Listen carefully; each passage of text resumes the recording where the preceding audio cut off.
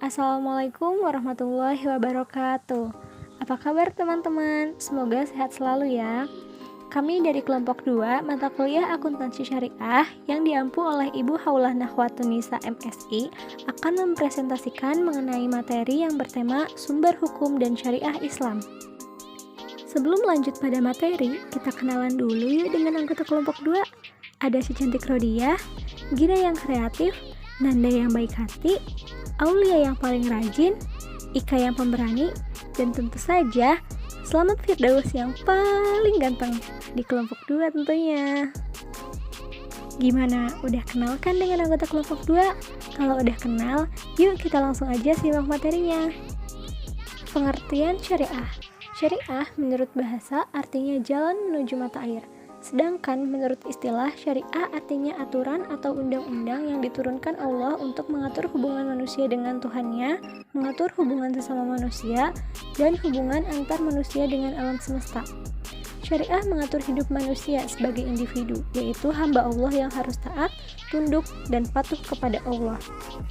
Menurut Kamus Besar Bahasa Indonesia, pengertian syariah adalah hukum agama yang diamalkan menjadi peraturan-peraturan upacara yang bertalian dengan agama Islam. Baik, selanjutnya adalah jenis-jenis hukum syariat Islam. Yang pertama, wajib. Wajib yaitu suatu perkara yang apabila dikerjakan akan mendapatkan pahala dan jika ditinggalkan akan mendapatkan dosa. Wajib dibagi menjadi dua, wajib ain dan wajib kifayah. Wajib ain yaitu suatu perbuatan yang dikerjakan oleh setiap orang yang mukallaf, seperti sholat wajib, puasa, dan sebagainya. Wajib kifayah yaitu suatu kewajiban yang telah dianggap cukup apabila telah dikerjakan oleh sebagian dari orang-orang mukallaf dan berdosalah apabila tidak seorang pun dari mereka yang mengerjakannya. Contohnya, sholat jenazah. Yang kedua ada sunnah. Sunnah yaitu suatu perkara yang apabila dikerjakan akan mendapatkan pahala dan jika ditinggalkan tidak berdosa. Sunnah dibagi menjadi dua, sunnah mu'akkad dan sunnah ghairu mu'akkad. Sunnah mu'akkad yaitu sunnah yang dianjurkan untuk mengerjakannya, seperti sholat rawih, sholat qobliyah, dan sholat ba'diyah. Sunnah ghairu mu'akkad yaitu sunnah biasa. Yang ketiga, mubah. Mubah yaitu suatu perkara yang boleh dikerjakan atau ditinggalkan karena tidak diberi pahala dan tidak berdosa. Yang keempat ada makruh. Makruh yaitu suatu perkara yang apabila ditinggalkan akan mendapatkan pahala dan jika dikerjakan tidak berdosa, seperti memakan bawang mentah. Yang kelima, haram. Haram yaitu suatu perkara yang apabila ditinggalkan akan mendapatkan pahala dan jika dikerjakan akan berdosa. Contohnya zina, mencuri, membunuh, dan lain-lain. Selanjutnya, saya akan menjelaskan mengenai sumber hukum syariah. Para ahli ilmu usul fikih sepakat bahwa sumber hukum syariah terdiri atas 4 hal, yaitu Al-Quran, hadis, ijma', dan qiyas. Keempat sumber ini dibagi menjadi 2, yaitu hukum tertulis, yang mana itu adalah Al-Quran dan hadis, dan hukum tidak tertulis, yaitu ijma' dan qiyas. Al-Quran menempati posisi paling tinggi sebagai sumber hukum syariat karena diturunkan langsung oleh Allah Subhanahu wa Ta'ala kepada Nabi Muhammad SAW dan masih terpelihara keasliannya. Allah berfirman yang artinya, sesungguhnya kamilah yang menurunkan Al-Quran dan sesungguhnya kami benar-benar menjaganya. Quran Surat Al-Hajr ayat 9. Selanjutnya saya akan menjelaskan mengenai sumber hukum syariah yang tertulis terlebih dahulu. Yang pertama ada Al-Quran. Sumber hukum Islam yang pertama adalah Al-Quran, sebuah kitab suci umat muslim yang diturunkan kepada Nabi terakhir, yaitu Nabi Muhammad SAW melalui malaikat Jibril. Al-Quran memuat kandungan-kandungan yang berisi perintah, larangan, anjuran, kisah Islam, ketentuan, hikmah, dan sebagainya. Al-Quran menjelaskan secara rinci bagaimana seharusnya manusia menjalani kehidupannya agar tercipta masyarakat yang berakhlak mulia. Maka dari itulah, ayat-ayat Al-Quran menjadi landasan utama untuk menetapkan suatu syariat. Hukum tertulis yang kedua yaitu Al-Hadis. Sumber hukum Islam yang kedua yaitu Al-Hadis, yakni segala sesuatu yang berlandaskan pada Rasulullah SAW, baik berupa perkataan, perilaku, sampai kepada diamnya beliau, itu merupakan hadis. Di dalam Al-Hadis terkandung aturan-aturan yang merinci segala aturan yang masih global dalam Al-Quran. Kata hadis yang mengalami perluasan makna sehingga disinonimkan dengan sunnah. Maka dapat berarti segala perkataan atau sabda, perbuatan, ketetapan maupun persetujuan dari Rasulullah SAW yang dijadikan ketetapan ataupun hukum Islam. Selanjutnya yaitu hukum Islam yang tidak tertulis. Yang pertama yaitu ijma. Kesepakatan seluruh ulama mujtahid pada suatu masa setelah zaman Rasulullah SAW atas sebuah perkara dalam agama, dan ijma yang dapat dipertanggungjawabkan adalah yang terjadi di zaman sahabat, tabi'in atau setelah sahabat, dan tabi'ut tabi'in setelah tabi'in. Karena setelah zaman mereka, para ulama telah berpencar dan jumlahnya banyak, dan perselisihan semakin banyak, sehingga tak dapat dipastikan bahwa semua ulama telah bersepakat. Hukum tidak tertulis yang kedua yaitu qiyas. Sumber hukum Islam yang keempat setelah Al-Quran, Al-Hadis, dan Ijma adalah qiyas. Qiyas berarti menjelaskan sesuatu yang tidak ada dalil nasnya dalam Al-Quran ataupun hadis, dengan cara membandingkan sesuatu yang serupa dengan sesuatu yang hendak diketahui hukumnya tersebut. Artinya, jika suatu nas telah menunjukkan hukum mengenai suatu kasus dalam agama Islam dan telah diketahui melalui salah satu metode untuk mengetahui permasalahan hukum tersebut, kemudian ada kasus lainnya yang sama dengan kasus yang ada nasnya itu dalam satu hal itu juga, maka hukum kasus tersebut disamakan dengan hukum kasus yang ada nasnya.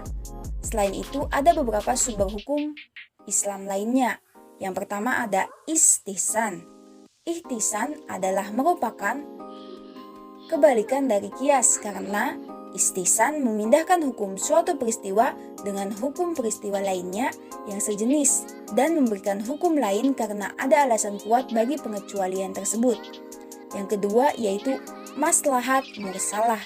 Terdiri dari dua rangkaian kata yaitu maslahat yang berarti kebaikan atau kepentingan yang tidak diatur oleh ketentuan syara yang menggunakan pertimbangan kebaikan akan sesuatu keputusan diambil dengan melihat kemaslahatan yang akan timbul, dan mursalah ialah pembinaan atau penetapan hukum berdasarkan.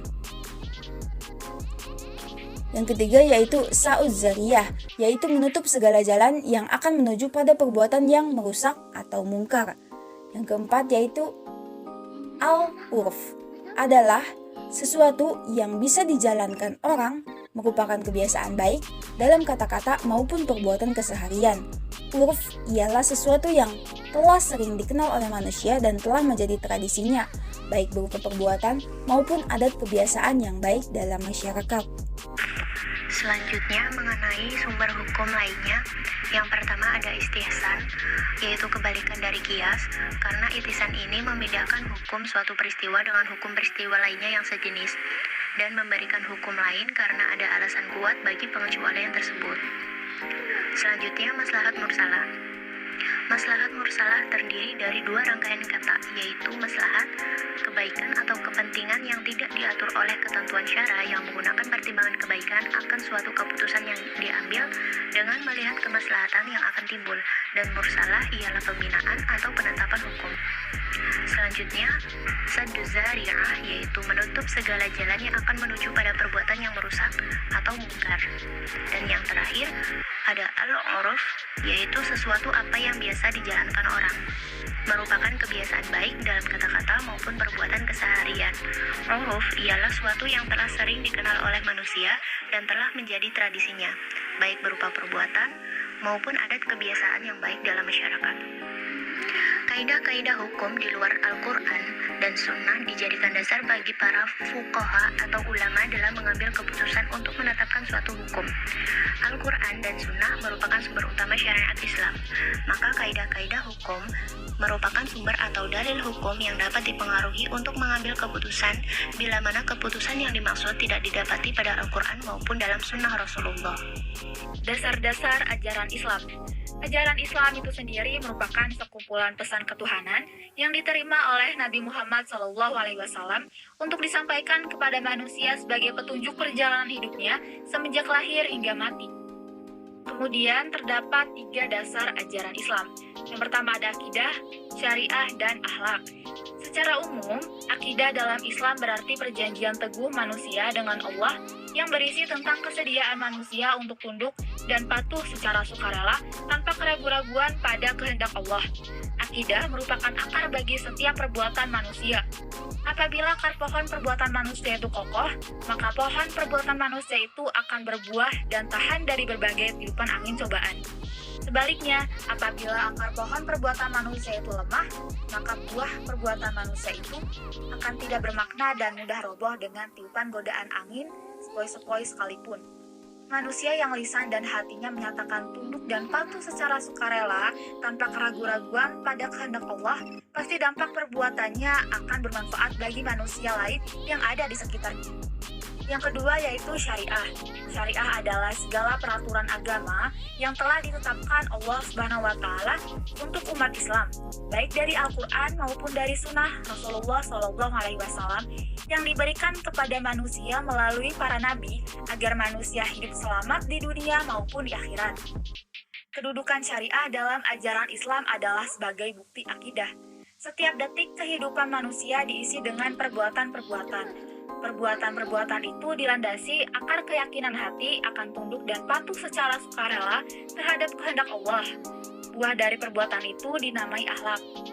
Dan yang ketiga, akhlak adalah perilaku yang dimiliki oleh manusia. Baik akhlak yang terpuji atau akhlakul karimah maupun yang tercela atau akhlakul mazmumah. Dalam prakteknya, akhlak bisa dikatakan buah atau hasil dari akidah yang kuat dan syariat yang benar. Allah mengutus Nabi Muhammad tidak lain dan tidak bukan adalah untuk memperbaiki akhlak. Kedudukan akhlak dalam ajaran Islam adalah hasil, dampak, atau buah dari perbuatan-perbuatan yang dilandasi keyakinan hati tunduk dan patuh secara sukarela pada kehendak Allah.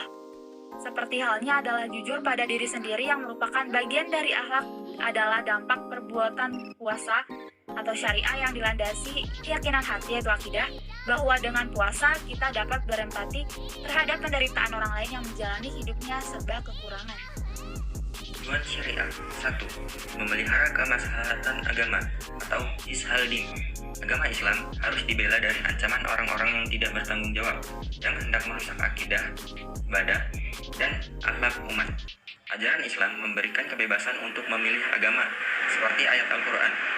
Tidak ada paksaan untuk memasuki agama Islam, akan tetapi untuk terpeliharanya ajaran Islam dan terciptanya rahmatan lil alamin, maka Allah Subhanahu wa taala telah membuat peraturan-peraturan termasuk larangan berbuat musyrik dan murtad.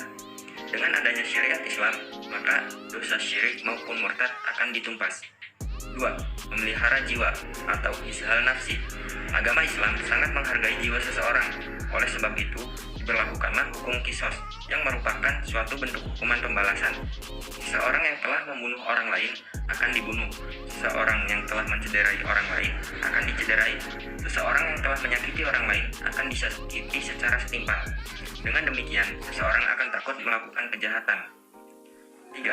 Memelihara akal atau ishal akli. Kedudukan akal manusia dalam pandangan Islam amatlah penting. Akal manusia dibutuhkan untuk memikirkan ayat-ayat Al-Quran dan Sunnatullah menuju manusia kamil. Salah satu cara paling utama dalam memelihara akal adalah dengan menghindari khamar atau minuman keras dan judi. Syariat Islam akan memelihara umat manusia dari dosa bermabuk-mabukan dan dosa perjudian. 4. Memelihara keturunan dan kehormatan atau ishal nasli. Islam secara jelas mengatur pernikahan dan mengharamkan zina. Di dalam syariat Islam telah ditentukan siapa-siapa yang boleh dinikahi dan siapa yang tidak boleh dinikahi. 5. Memelihara harta benda atau hishal mal. Dengan adanya syariat Islam, maka para pemilik harta benda akan merasa lebih aman karena Islam mengenal hukum had, yaitu potong tangan atau kaki. Dengan demikian, syariat Islam akan menjadi andalan dalam menjaga suasana tertib bermasyarakat terhadap berbagai tindak pencurian. 6. Melindungi kehormatan seseorang, termasuk melindungi nama baik seseorang dan lain sebagainya. Sehingga setiap orang berhak dilindungi kehormatannya di mata orang lain dari upaya pihak-pihak lain melemparkan fitnah. 7. Melindungi rasa aman seseorang dalam kehidupan bermasyarakat. Seseorang harus aman dari rasa lapar dan takut, sehingga seorang pemimpin dalam Islam harus bisa menciptakan lingkungan yang kondusif agar masyarakat yang di bawah kepemimpinannya itu tidak mengalami kelaparan dan ketakutan. 8. Melindungi kehidupan bermasyarakat dan bernegara Islam, menetapkan hukuman yang keras bagi mereka yang mencoba melakukan kudeta terhadap pemerintah yang sah yang dipilih oleh umat Islam dengan cara yang islami. Setelah mendengarkan penjelasan tadi, dapat kita simpulkan bahwa syariah Islam memberikan tuntunan hidup khususnya pada umat Islam dan umumnya pada seluruh umat manusia untuk mencapai kebahagiaan dunia dan akhirat. Muamalah dalam syariah Islam bersifat fleksibel dan tidak kaku. Dengan demikian, syariah Islam dapat terus-menerus memberikan dasar spiritual bagi umat Islam dalam menyongsong setiap perubahan yang terjadi di masyarakat dalam semua aspek kehidupan. Kiranya cukup sekian yang dapat kelompok kami sampaikan. Kurang dan lebihnya mohon maaf. Wabillahi taufiq wal hidayah. Wassalamualaikum warahmatullahi wabarakatuh.